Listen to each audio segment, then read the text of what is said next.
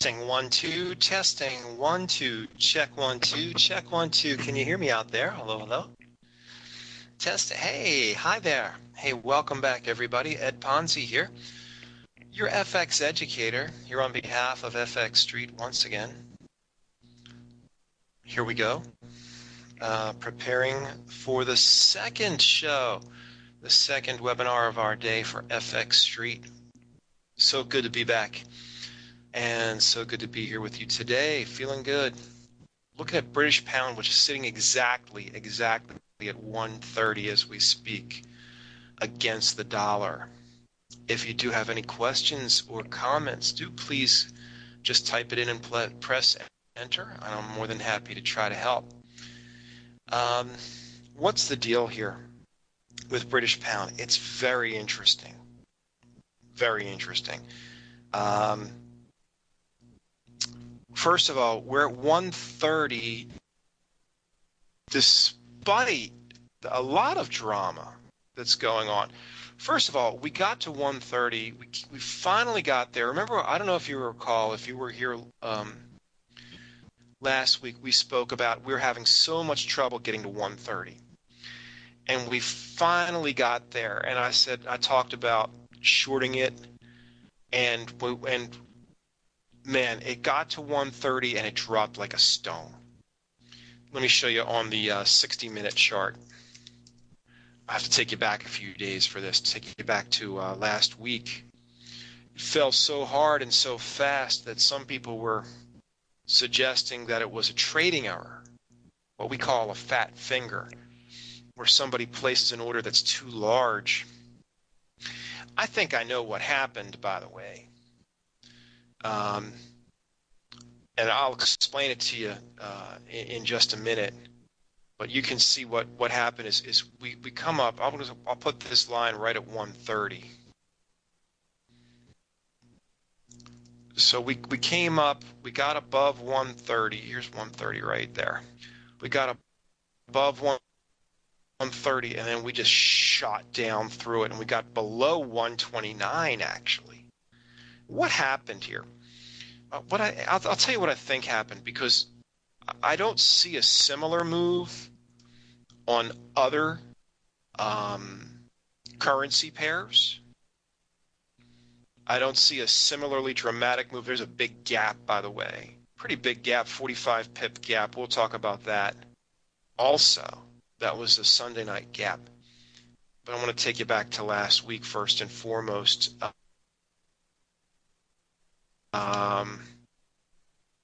To get you up to speed on this. Look, that's on the 5-minute chart.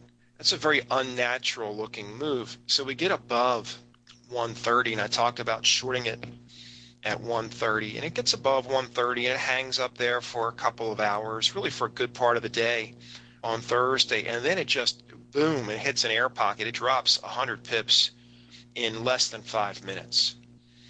And what happened? Well, if you look at this chart, right, and remember, this is East Coast United States time, New York time. So it's about 1:30 p.m., 1330 New York time on a Thursday. So follow me here, right? If it's 1330, then it's 16. 13 plus 5, 18:30, or 6:30 p.m., if you will, in New York. I'm sorry, in London. So the London traders are done. So this market's a little bit thin already because the London traders went home right here. Also, Asia is about 12 hours ahead of this chart. So when this chart goes to noon, this is lunchtime, this is midnight in Asia. So when this move happens, it's the middle of the night in Asia. So it's dinner time in London. It's the middle of the night in Asia, right? But in the United States, it's still the middle of the trading day, in the middle of the afternoon, And the U.S. is very big, of course, Forex trading. The second biggest, about 20% of all the Forex volume is New York related. And, you know, that puts New York second behind London. So let's think about it. So what happened here? Why did this fall so sharply? It was the temperature. Like it has been so cold here on the U.S. It's been unseasonably cold, and it finally got really hot. So it was a Thursday afternoon, and it was finally hot enough to go to the beach. And you know traders, and you know New York, and it's close to the beach, and I think a lot of traders left. I think a lot of traders were gone. And I think this market was pretty thin. It was the British traders were already gone. The European traders were already gone. It was the middle of the night in Asia, and it was really, really hot in New York. I think I know I'm getting my beach house ready for the season. I think a lot of traders in New York were getting their beach houses ready for the summer season. Our big summer season kicks off this weekend. Now, it's not officially summer yet, right? But the unofficial beginning of summer is this weekend in the East Coast of the United States. And here it was finally hot enough. I think a lot of traders were not here on Thursday. It was Fahrenheit 93 degrees in New York. It's close to 40 centigrade for my friends in Europe and elsewhere. So it was really hot, and I think a lot of people said, hey, let's go to the beach house. We have to get the beach house ready. I think it was a very thin market. Somebody came into this thin market and misjudged the liquidity, placed an order size that was too large, and the British pound drops 100 pips in less than 5 minutes. We always had a rule when I traded I traded stocks on Wall Street. I didn't trade currencies. I traded stocks on Wall Street. But we always had a rule that we couldn't trade large size in the we had to trade smaller size in the summertime between end of May and beginning of September. And we didn't trade on Friday afternoons at all because everybody left for the beach early. So if you were still in the office was almost empty. And we go back to the sea. Exactly. Only the quants are left behind, only the machines. There you go. It's one of those weird things that happens, you know. So someone somewhere placed an order and this didn't occur to them, or maybe it was it could have been a machine even that placed an order and it just didn't occur to them that the market might be thin. And but if like I know Carlos is on the East Coast of the United States just like me, it's hot. It got really hot here. It's been really cold and rainy and miserable, and then suddenly it was really hot and beautiful, and it was perfect beach weather for like 3 days. And now it's cold and rainy again. So we had this like 2 or 3 day window where it was perfect. You could go to the beach, get your beach house ready. I'll be doing that later this week. Right, I'll be doing that later this week. So anyway, I'm sure a lot of people were doing that, and that's what happened, right? It was perfect weather for that. Okay. So yeah, you might be hearing my voice from the beach one of these days soon. Okay. I hope so, because I missed that too. All right. So anyway, but the thrilling thing. So anyway, so we popped back up and back to the 60-minute chart. Right, we're back up, and right now we're sitting right. We came back. We managed to get back up above 130. There's your weekend gap. We've been going above and below, above and below. 130 itself is no longer acting as resistance, but we know that earlier we thought we identified a a situation where somebody may have been fooling around with an exotic option at 130, but those things expire. They don't last forever. And clearly it's not in play now. So we're no longer concerned about that at this point. So anyway,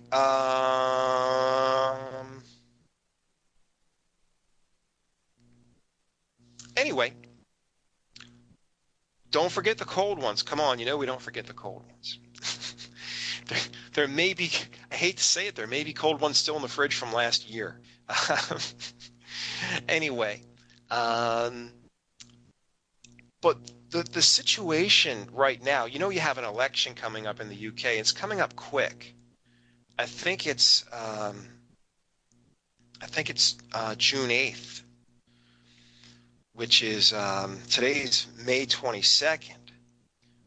So June 8th, it's less than 3 weeks away. It's 2.5 weeks, and Theresa May still has a comfortable lead in the polls, although that lead is shrinking, and we know that polls are not always reliable, right? So we know that, we can't always believe the polls. We don't always believe the polls, right? This is something that certainly from Brexit and from the U.S. presidential election, we know that polls are not always reliable. Although the polls did get the French election correct, right? They did get that one correct. Now, the issue is Brexit and what form does Brexit take? I've been saying for a long time that Europe needs Britain to fail, and Europe needs to make an example of Britain.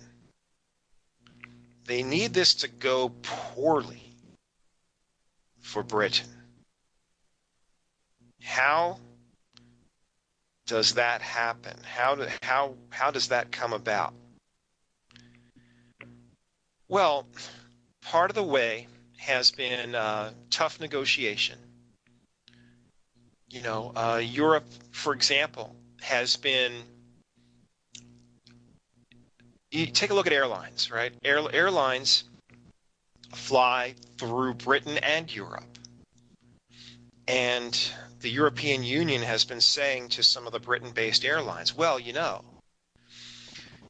if you want to have these routes, if you want to maintain these airline routes to the European Union, I think you're going to have to be based outside of the UK.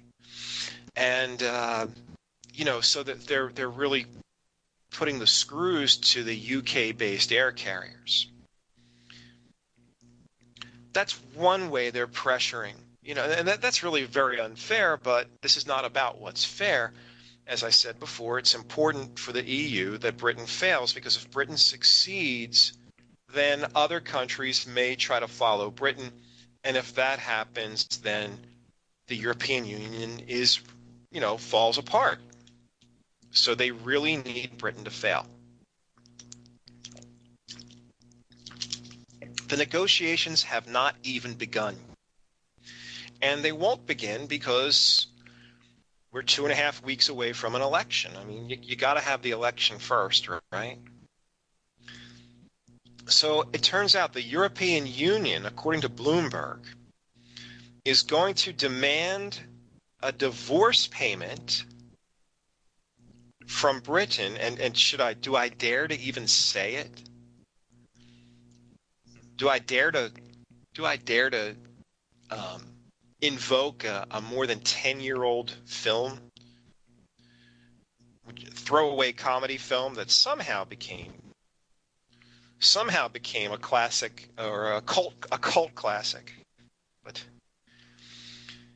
the EU wants, are you ready for this? 100 billion euros. Can you believe it? They're asking for the EU may demand, this is according to Bloomberg, 100 billion euros from the UK. And the UK is like, okay, There's actually a Brexit minister. His name is D. He says, well, even 1 billion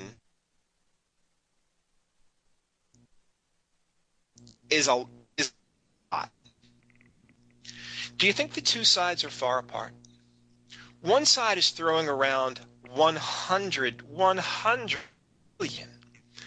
And the other side is throwing around saying 1 billion's kind of high. Do you think they're going to meet in the middle somewhere? I don't even know if they're going to be able to meet in the middle somewhere. It sounds to me like the negotiations might end before they begin. UK threatening to quit before these negotiations even begin.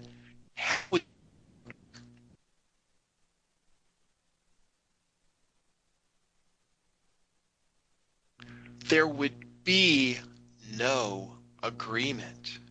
One heck of a game of chicken, says Chris. And Chris, I couldn't agree more. This is high stakes chicken right here. Talking 100 billion versus 1 billion. And these sides are not close. But, if you get the sense that the other side is not going to negotiate in good faith, you can simply say, well, then we're not going to negotiate. And if Britain doesn't negotiate, then apparently the agreements revert back to pre-agreements. In other words,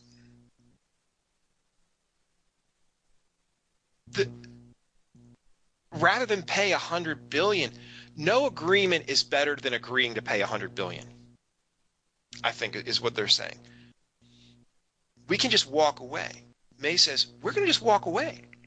So, and now the thing that's amazing about this is that the pound is not crashing. The pound is 130.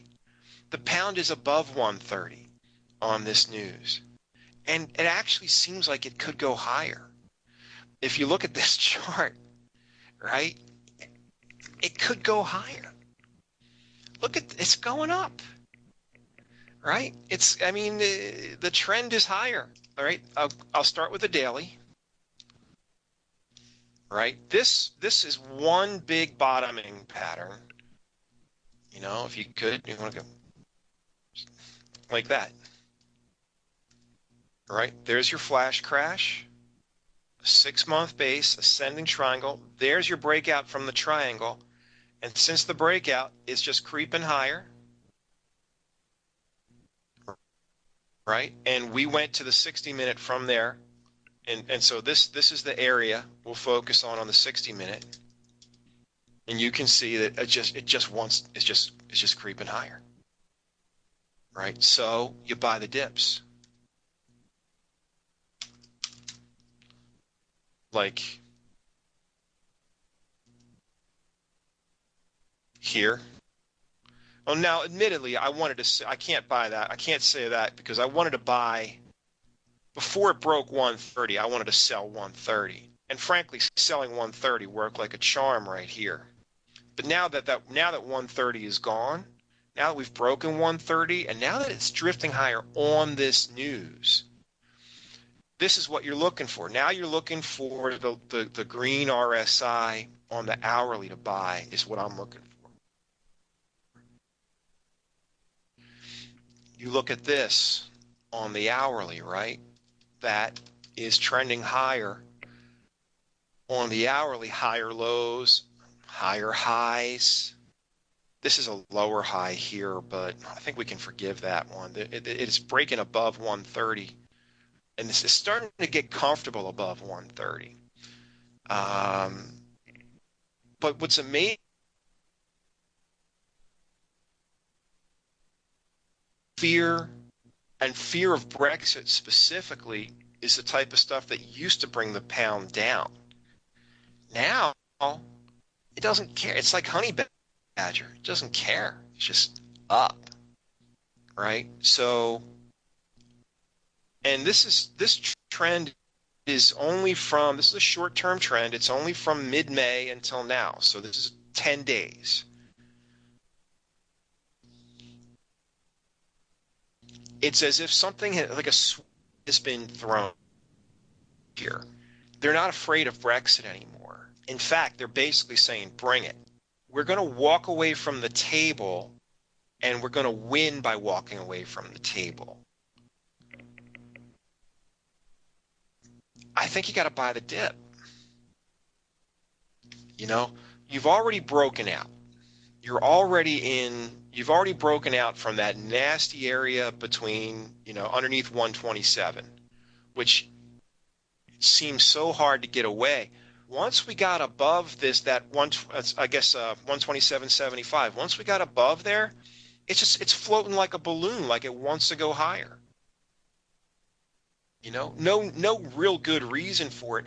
Well, there is some reason for it. You're in a economic sweet spot where the UK is still part of the European Union, still gets to benefit, still gets all the good stuff. Fair enough. Still gets all the good stuff from being in the European Union. In other words, still part of all the trade deals, still part of the single market, still gets the good stuff. But at the same time, has a weaker currency than it did. And if I show you the weekly, still lots of upside. Get rid of the RSI here.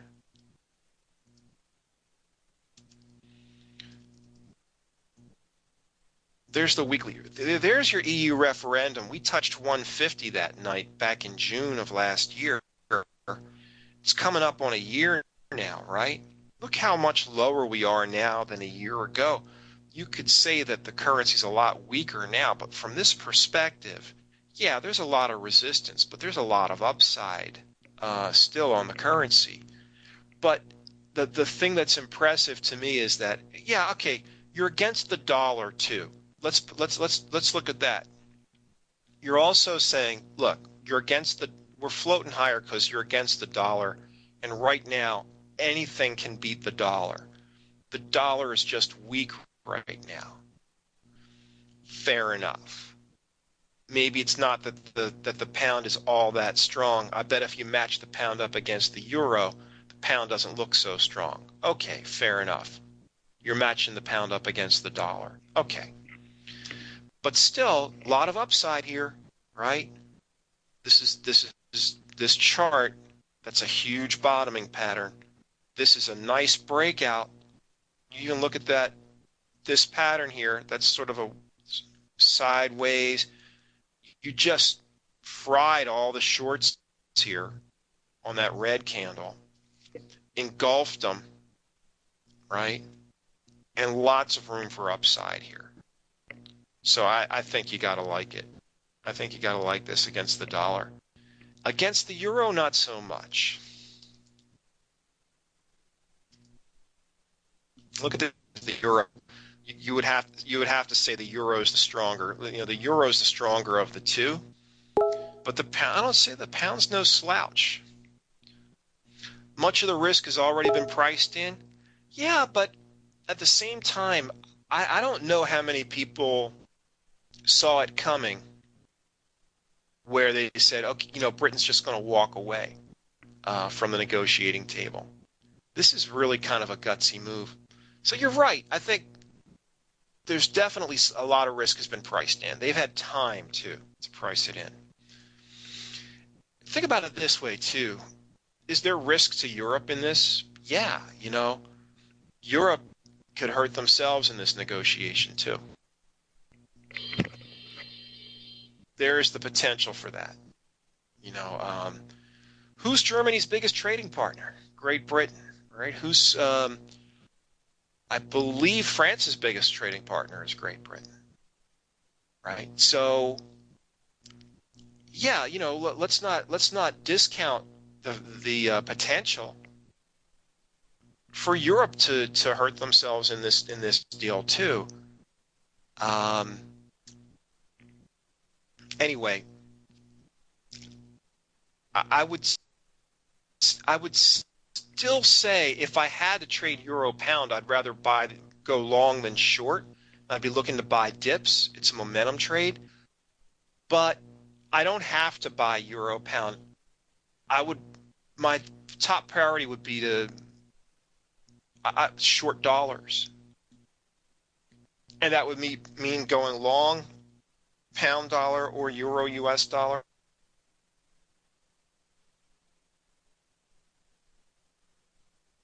But I wouldn't mind going long euro pound. From the original Brexit decision, yes, exactly, Chris. Yeah, that should be completely priced in by now. They priced in doom and gloom, and there was so much doom and gloom. They maybe overpriced it, you know, because the media sold it so hard that it was the end of the world going into the vote. It makes you wonder, sometimes,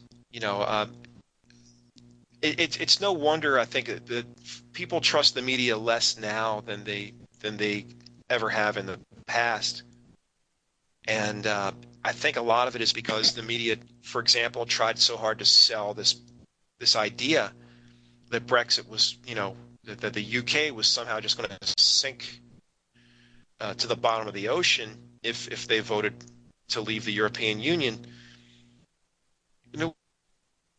which is absurd. I mean, uh, you know, I'm not even saying that it was the right thing or the wrong thing to do, but you can't tell me that a country that survived for centuries on its own and was part of this European Union for several decades somehow now cannot survive without being part of this European Union.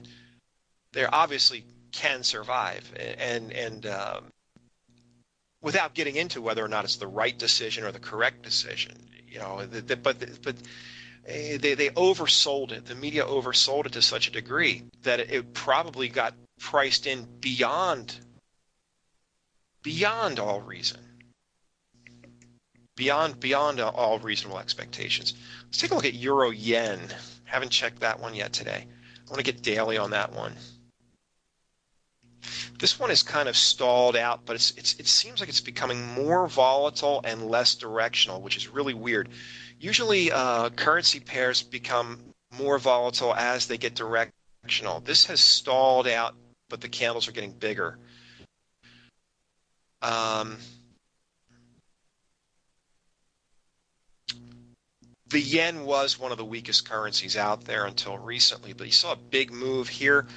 That was when stocks really weakened. People freaked out for about a day or two on U.S. stocks, but it didn't last. By the way, remember we did this setup? Entry, target 1, target 2, seemed pretty far-fetched at the time, right?